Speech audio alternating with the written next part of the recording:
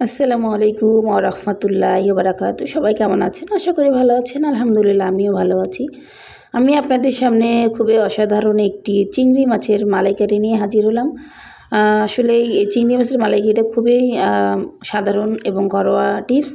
আমি এখানে সরিষা দিয়ে এই চিংড়ি মাছের মালাইকারিটি তৈরি করে নিব। আমি প্রথমে চিংড়ি মাছের মধ্যে দিয়ে দিয়েছি 1 চা চামচ লবণ এবং হাফ চা চামচ হলুদ গুঁড়ো আর 1 চা চামচেরও কম মরিচ গুঁড়ো। আমি এগুলো খুব ভালোভাবে হাত দিয়ে ম্যাশ করে নেব। আসলে আমি হলুদ মরিচের সাথে চিংড়ি মাছগুলো একটু খুব সুন্দরভাবে মেখে নিব, কারণ মশলাগুলো যেন অবশ্যই চিংড়ি মাছের সাথে লেগে যায়। এই কিছু সময়ের জন্য 5 থেকে 10 মিনিটের জন্য আমি রেস্টে রেখে দিব।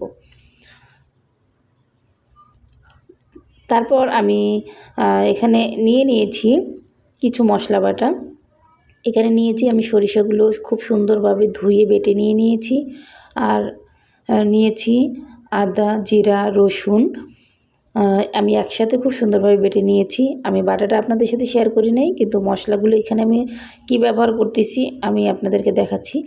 এবং এখানে দিয়ে দিচ্ছি 1 চা চামচ লবণ, 1 চা চামচ হলুদ গুঁড়ো, 1 চা চামচ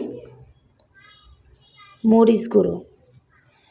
আমি মশলাগুলো এখানে দিয়ে দিচ্ছি কারণ আমি এই রান্নাটি একদম ভিন্নভাবে করব।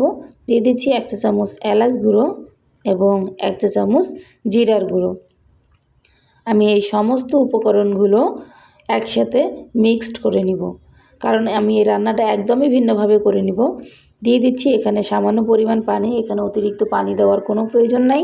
বেশি পানি দিলে মশলাটি আপনাদের ম্যাশ করতেও প্রবলেম হবে। আমি এখানে খুব অল্প পরিমাণ পানি দিয়ে মশলাগুলো একটি চামচের সাহায্যে সুন্দরভাবে একদম মিশিয়ে নিব। আমি মূলত রান্নাটি একটু ডিফারেন্ট টাইপের করব। আপনারা পুরো রেসিপিটি দেখলে অবশ্যই বুঝতে পারবেন। দেখুন আমার মশলাগুলো কিন্তু একসাথে মিক্সড করা হয়ে গিয়েছে। যেহেতু আমি এখানে সাদা সরিষা বাটাটা দিয়েছি, এই জন্য আমার কালারটা খুব সুন্দর দেখাচ্ছে না, কিন্তু রান্নার পরে ফ্লেভারটা খুবই সুন্দর আসে। আর যারা সরিষার রান্না খেতে পছন্দ করেন তারা তো জানেন সরিষার রান্নাটা কী ধরনের হয় এবং খেতেও কতটা ভালো লাগে। চলে আসলাম মূল রেসিপিতে। চুলায় একটা কড়াই বসিয়ে দিয়েছি এখানে পরিমাণ মতন তেল।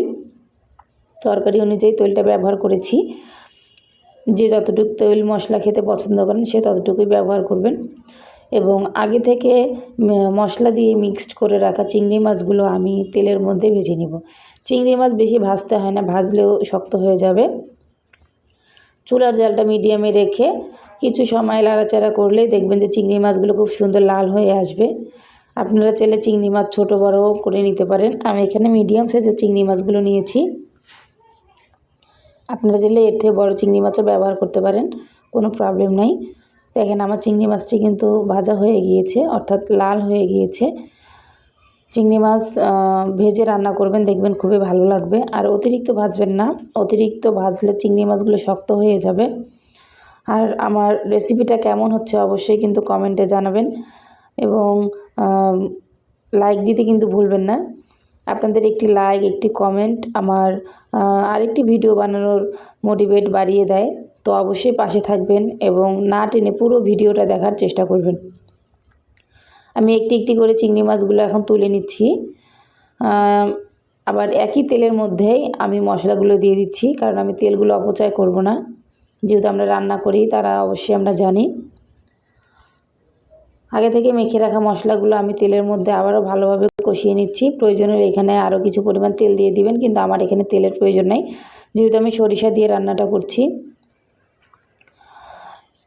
দেখুন এখানে কিন্তু আমি মশলাগুলো পানি শুকিয়ে এসেছে এবং মশলাগুলো কষানোর পরে মশলা থেকে একটা তেল বেরিয়ে এসেছে। এইভাবেই মশলাটাকে সুন্দরভাবে কষিয়ে নেবেন। মশলার মধ্যে যে একটা কাঁচা ঘ্রাণ থাকবে সেটা ইনশাল্লাহ আর থাকবে না। এবং এখানে দিয়ে দিচ্ছি, আমি এখানে আবারও খুব সুন্দরভাবে কষিয়ে নিচ্ছি, কারণ কষানোটা পারফেক্ট না হলে আসলেই চিংড়ি মাছের এই সরিষার মালাইকারিটা ভালো লাগবে না। তো অবশ্যই আমার পুরো রেসিপিটা দেখবেন, টেনে দেখবেন না। আর এরকম নিত্য নতুন ভিডিও পেতে অবশ্যই আমার চ্যানেলটি সাবস্ক্রাইব করে রাখবেন। আমি খুবই ঘরোয়া এবং সাদামাটাভাবে রেসিপিগুলো তৈরি করে থাকি। আপনাদের যদি ভালো লাগে অবশ্যই কিন্তু পাশে থাকবেন।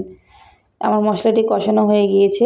আমি এখানে মশলার রাখা বাটিটা ধুয়ে পানি দিয়ে দিয়েছি। দেখুন, যখন মশলাটি খুব ভালোভাবে কষিয়ে নিয়েছি, মশলার কালারটা কিন্তু চেঞ্জ হয়ে গিয়েছে। এর আগে কিন্তু সাদাসে দেখা গেছে, এখন কিন্তু মশলার একটি সুন্দর পারফেক্ট কালার কিন্তু চলে এসেছে। এভাবে আপনারা মশলাগুলো খুব সুন্দরভাবে কষিয়ে নেবেন। এবং দেখুন, আমি কিন্তু মশলাটি আপনাদেরকে কেন দেখাচ্ছি, মশলাগুলো কষালে তেলটা কিভাবে বেরিয়ে আসে এবং মশলার কালারটিও কিন্তু ইনশাল্লাহ চেঞ্জ হয়ে যায়। তো আপনারা দেখতেই পাচ্ছেন আমার মশলাগুলো প্রায় কষানো হয়ে গিয়েছে।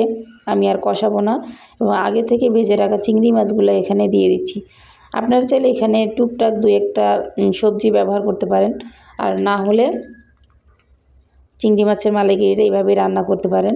আসলে এতটাই যে টেস্ট এই সরিষা দিয়ে চিংড়ি মাছের মালাইকারিটা, আপনারা নারকেল দিয়ে খেয়েছেন, এই সরিষা বাটা দিয়ে খেয়ে একবার অন্তত ট্রাই করে দেখবেন। এতটা টেস্ট আমি যতদিন না খেয়েছি বুঝতে পারিনি। আমি যখন নিজে এই রেসিপিটা রান্না করার পর আমার কাছে ভালো লেগেছে, আমি ভাবলাম আমি আপনাদের সাথে শেয়ার করি।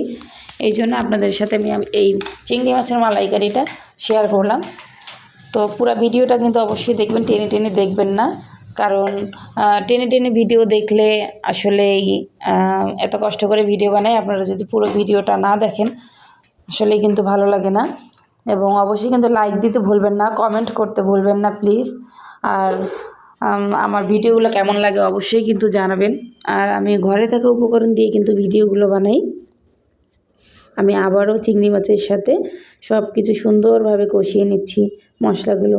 যখন আপনার চিংড়ি মাছটি কষানো হয়ে যাবে, দেখবেন যে মশলাগুলো মাছের গায়ে গায়ে লেগে যাবে এবং তেল ছেড়ে দিবে। ওই নিচে যেন লেগে না যায় সেভাবে একটু খেয়াল রাখবেন, কারণ মশলা পুড়ে গেলে খেতে ভালো লাগে না, মশলাটি তিতা লাগবে। আমি এখানে দিয়ে দিয়েছি পানি, কারণ চিংড়ি মাছের যেহেতু আমি বেশি ঝোল রাখবো না, সেই পরিমাণে পানি দিয়ে দিয়েছি। দেখুন, আমার চিংড়ি মাছগুলো এবং মশলাগুলো আসলে 1 পিস চিংড়ি মাছ আর একটু চিংড়ি মাছের যদি এই ভুনার ঝোলটি হয় তাহলেই কিন্তু পেট ভরে ভাত খাওয়া সম্ভব। যারা আমরা চিংড়ি মাছের মালাইকারি খেতে পছন্দ করি তারা অবশ্যই জানি। দেখুন, আমার রেসিপিটি কিন্তু প্রায় হয়ে গিয়েছে।